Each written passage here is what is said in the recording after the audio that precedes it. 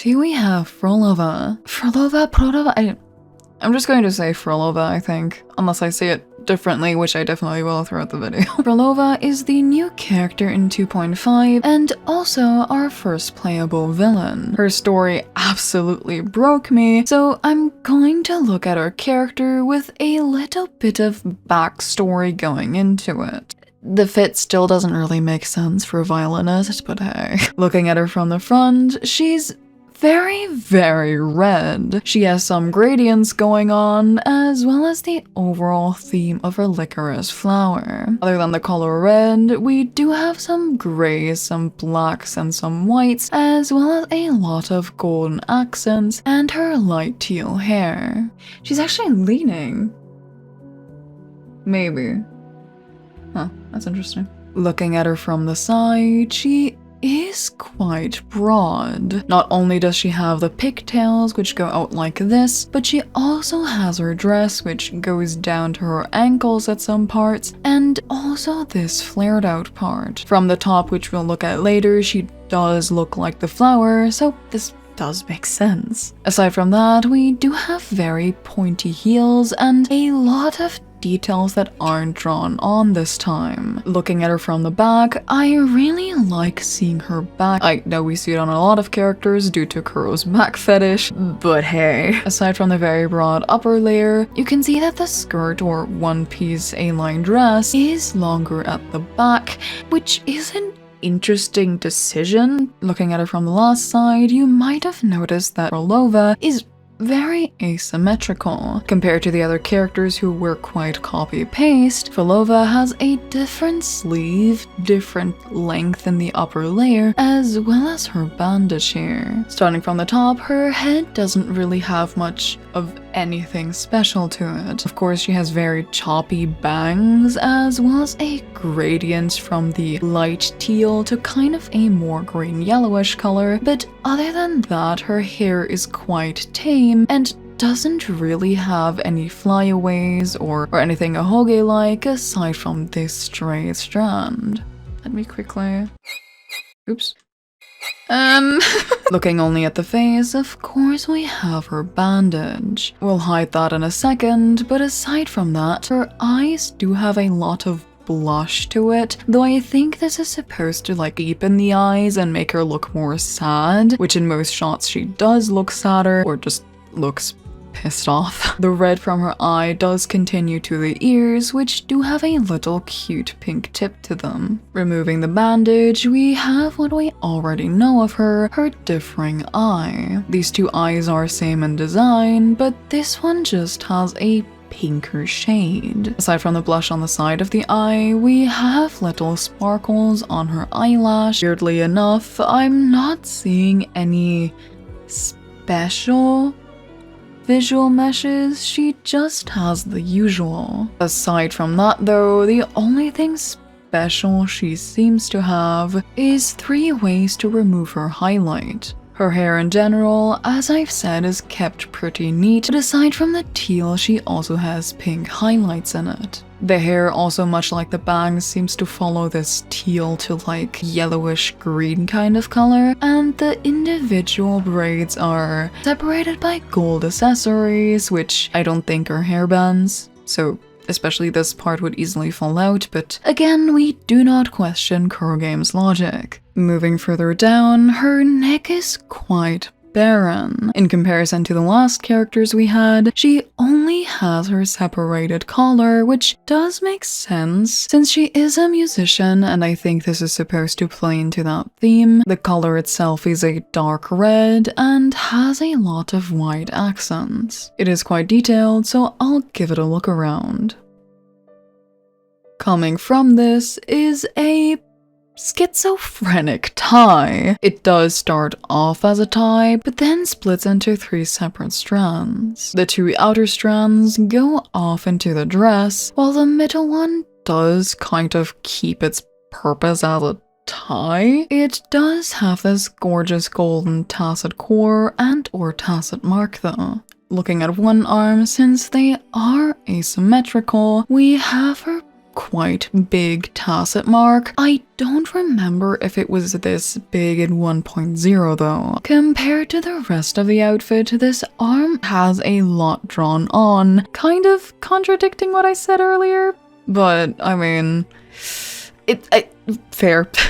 It is hard to rig these kind of bandages. Aside from the tacet mark, we have two types of ribbon going down. One being actual red ribbon with kind of half loop bows, maybe? And a bandage going down her arm. I do wonder what this bandage is for. Maybe it's a side effect that's hidden because of her awakening. Following this all the way down to her hand, it does continue here and ends in a ring-like thing, which I do think is very pretty. They continued the red and white stripes all over her hand as well, though this time I don't think this is a bandage, but just a regular white strip of fabric. On the top of her hand, we do have white flowers for a change. I do kind of want to say that these are the afterlife flowers, though they might be something else. Going all the way down, her nails are absolutely gorgeous. I have liked the past nail designs they've gone for, which, though they do have a lighter color to darker color kind of vibe, or are just generally more pink, but this time they are a stunning black to red gradient, which I think fits her color scheme quite well. Looking at the other arm, it is more covered and also more 3D. On the upper arm, there is a red strap that seems to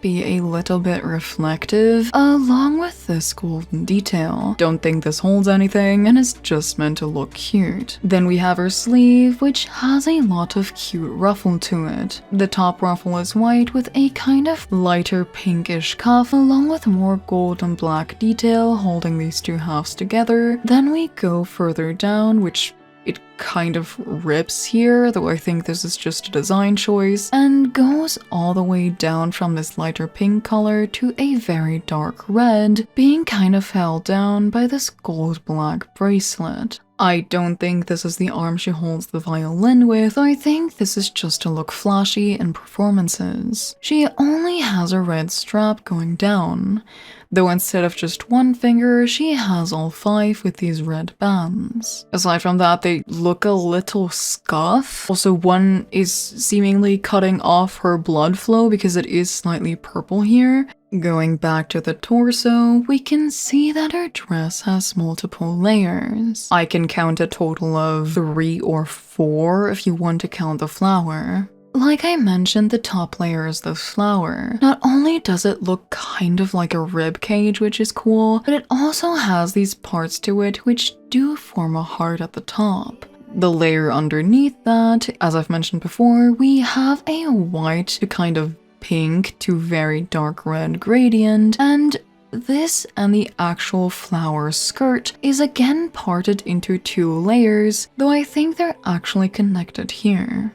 If the petals weren't enough for you, the white part also has a kind of petal adjacent pattern to it. I believe the skirt is best viewed from this angle, as you have large flower petals going down from the backside, but smaller ones thrown throughout, along with these 5 tassels, which kind of look like the inside of the flower to me. Aside from that, these petals have tech holes for no reason again, along with a lot of little pockets and a lot of belts. I think this is just in theme with the Fraxidus, as Scar has a very similar pattern to him. Before we move on to the underdress, we do have to talk about the back a bit. The back of the petal part is majorly red with a lot of gold accents. At the very top we have this black part, at the bottom we have little leaves and a chain going across, and in the middle we have this little goofy snake. I already posted this guy on Twitter, and I found it a missed opportunity to make him an Ouroboros, which is a snake that eats its own tail and is supposed to represent infinity or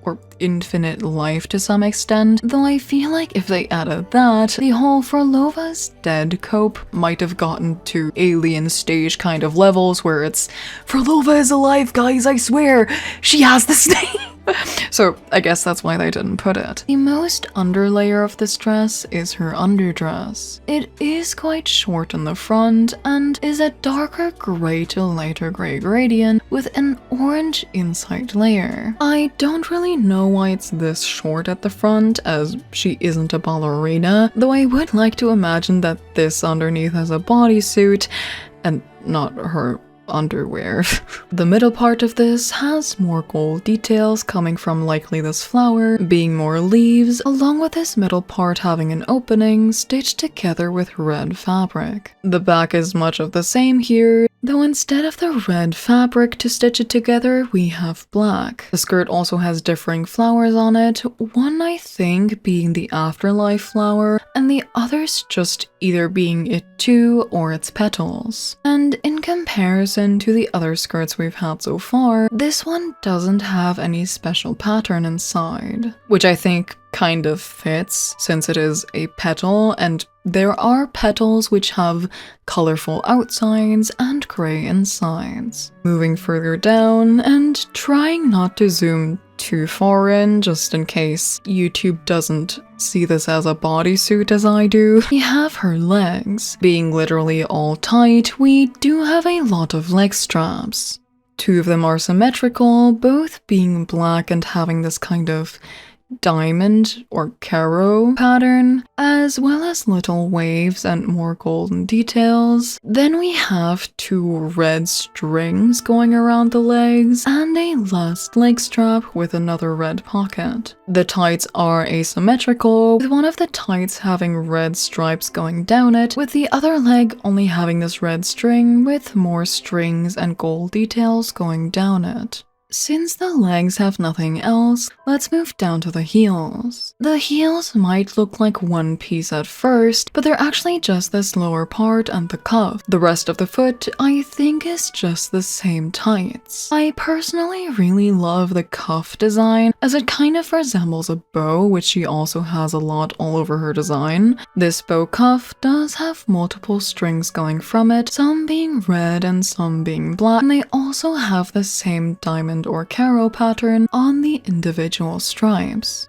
We also have a lot more gold detail, though notably we have this little leaf pattern or whatever it's supposed to be, and also another golden tacet mark and or tacet core. Aside from that, we only have her very sharp pointy heels, and as most characters do, she has her affiliation with the Fractsidus printed on the underside. Overall, I really love Phrolova's design and actually her story as well. I was kind of fearing they'd waifu-fy her, if that makes sense, though I do think her story was very well executed. Aside from her design, she does have a lot of licorice flowers in her attacks as well, which does make a lot of sense, and I do love that they incorporated Hecate in a lot of her attacks, as well as one of her idols. Though I do think that was it for Phrolova's dissection. I hope you enjoyed, and have a nice day.